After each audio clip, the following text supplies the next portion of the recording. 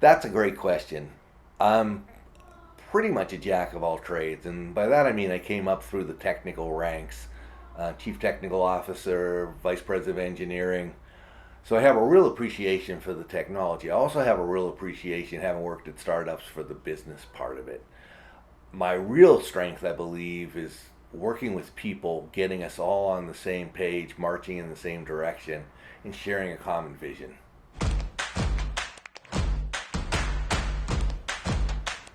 So not quite a book on agile, but a book on business agility I'd like to point out, and that makes Mick Kirsten's Project to Product. A lot of wisdom, especially what works and what doesn't work, and the mindset change required, and some cautionary tales. My biggest influence on management innovation would be John Cotter. John rightfully points out that we don't change culture. If we set out to change culture, it's a really difficult task. What we can do, though, is implement new ways of working, change habits. Those habits become then embedded in the enterprise, and lo and behold, over time, we've changed the culture. So my big takeaway is, don't set out to change the culture.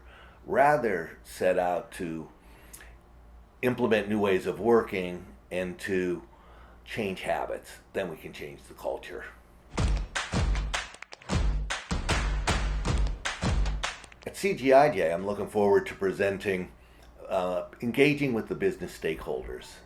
There's this natural tension between the business and IT, many reasons which we can go into.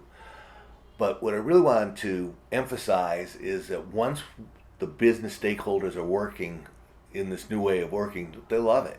They love the fact that they can make a change, suggest a change, and see feedback 2 weeks later, 4 weeks later.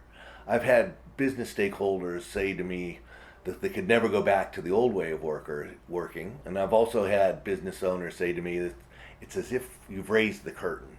We gain an appreciation for the business stakeholder mindset.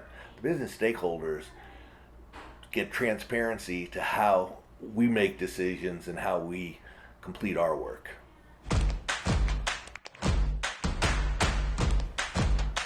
Pet peeve is really quite simple, and that's trying to do it halfway, trying to do this hybrid. We end up with the worst of both. We don't end up with the best of either. We don't get any of the benefits that we believe we're going to get, hence it's considered a failure. By doing it that way, we have one foot on the dock and one foot on the boat. And unfortunately, the boat's moving. So we need to make a decision to really embrace the change and make the change, or stay where we are.